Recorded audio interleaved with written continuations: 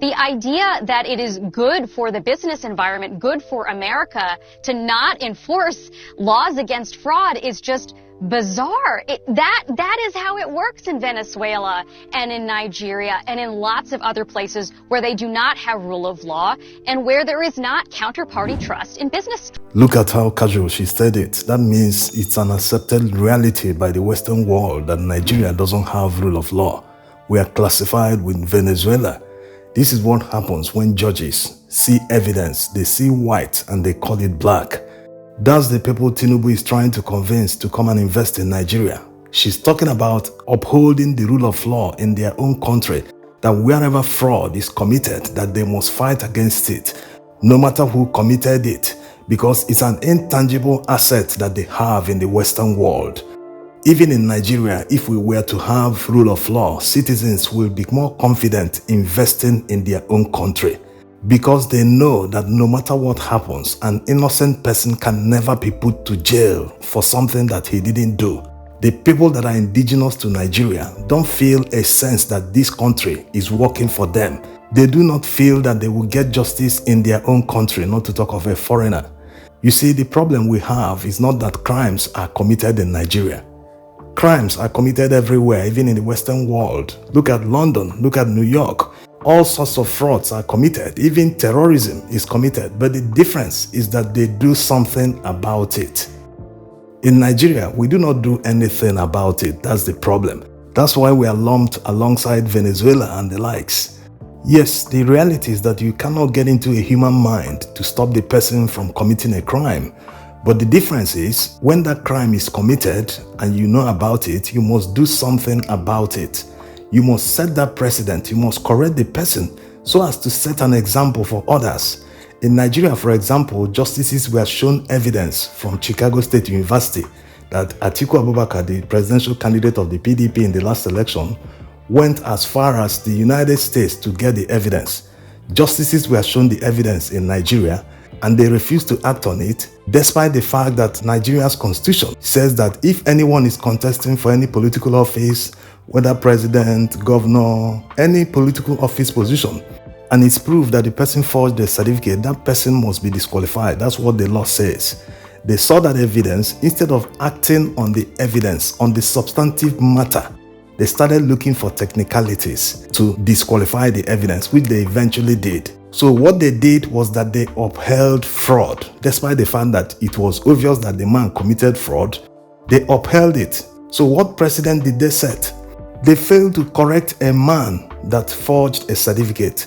So it will motivate him to do worse in the future. Not only him, others that are looking up to political leaders that are still coming up, that are dreaming of contesting elections, they will do worse. They will say, this man did all this, forged the certificate, despite the school coming out to say that this certificate, they never issued it, that he never applied officially to the school to collect a certificate. Still, justices who call themselves honorables started defending him. They turned everything to his favor. So that's not how you build a country. When justices see something like fraud, which is a felony, and turn a blind eye and start looking for excuses to disqualify the main matter, that means they're encouraging the fraud. If people want to commit fraud in the future, they can look up to that and say, that's a precedent. I'll get a judge that will look for technicalities to disqualify the main issue.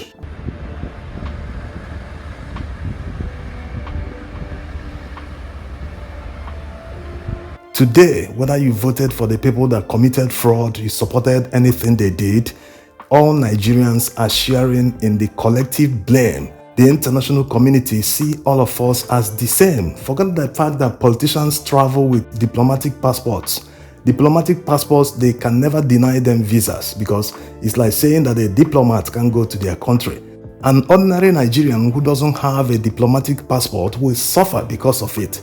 All the disgrace and treatments that Nigerians suffer when they travel abroad is just because of how we are classified. Look at this list of countries with the least powerful passports in the world. Nigeria is among them. So when you are applying for a visa from Nigeria and they look at this list, they know something is wrong. They consider everyone traveling out from Nigeria as someone that is desperate, that will not come back to the country anymore. Yes, they see all this, so there's no need lying and telling them, come and invest, we'll do this, we'll do that. They know that the foundation is faulty. Therefore, you cannot build on a faulty foundation. That would lead to collapse of the building.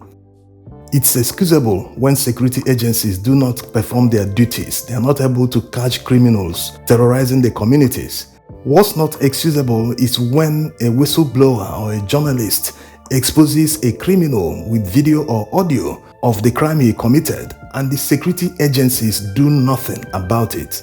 It means that the state is trying to make a statement that there are people who are highly connected that can never be brought to justice or arrested.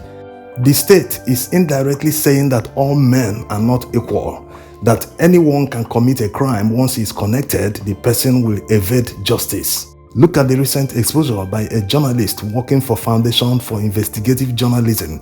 He exposed customs officers who are deeply involved in smuggling.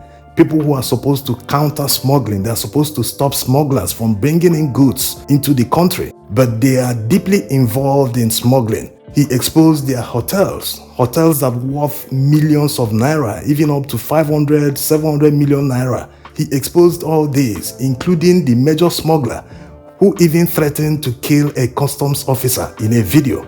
Up till today, it has been more than 2 weeks or even more than that.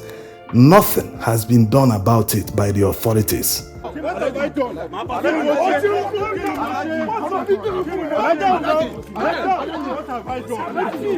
No one has been questioned, no one has been arrested. They simply ignored everything, feeling that Nigerians will just get over it, that it didn't happen. That's not how to build a country. The same journalist also revealed that a private website has access to the database of Nigerians stored in the NIN. Up till today, nothing has been done about it by the authorities. They just released a statement that they are investigating. No arrest whatsoever has been made. Trust that it will die a natural death like it happens in Nigeria. The worst part is that they do not pretend about it. If at least they can say, this one has been known by everyone, it has been exposed. Let us pretend to be fighting corruption and fighting crimes. Let us at least move and arrest these people, charge them to court, let the court now disqualify the matter and set the people free. Just pretend that you're working. But no, they are so brazen, they make it very obvious that whatever you commit, you can get away with it. That's a failed state banana republic.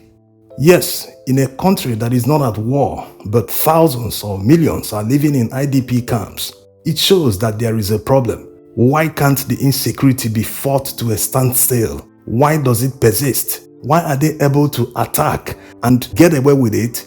Before they can rescue the people that were kidnapped, they have attacked again, kidnapped more, attacked the third time, kidnapped again. What is going on? Are they trying to say that these people are invincible? No one is taking any countermeasures. They don't learn any lessons from the previous ones. It has happened before, over and over and over again. It continues. No hope that it will ever stop. This is a failed nation status. A few years ago, the UAE released a list of Nigerians who were involved in terrorism, but the Buhari administration sat on the list. They never released it. What does that say about Nigeria? It shows that Nigeria doesn't take crime fighting seriously. They sat on the list. They never made the country a living hell for the people trying to destroy it. It is only a criminal that is walking the streets that can commit crime, not the one in prison. The one in prison won't be able to do anything because he's incarcerated. So don't be deceived about our reputation in the eyes of the international community. They know that we are very weak. Imagine you are complaining that you want to fight crime, that you don't have the capacity to fight crime. You do not have the investigative technology to fight and tackle crime. But a country offers you the names of people that are involved in terrorism. All you need to do is to look for them and get them and bring them to justice. But the government sat on it for many years. They just released it the other day, and imagine people are against the list. People that support terrorism because they think it's not terrorism. They want to call it something else. They want to call it banditry. They want to call it anything they want other than the real name, just because of religious solidarity or maybe ethnic solidarity. This is not how to build a country that works for everyone. Let's stop deceiving ourselves. Until we sort out the problem within, no one can come here to say, let me invest. Let me just focus on making money. It doesn't work like that. Thanks for watching.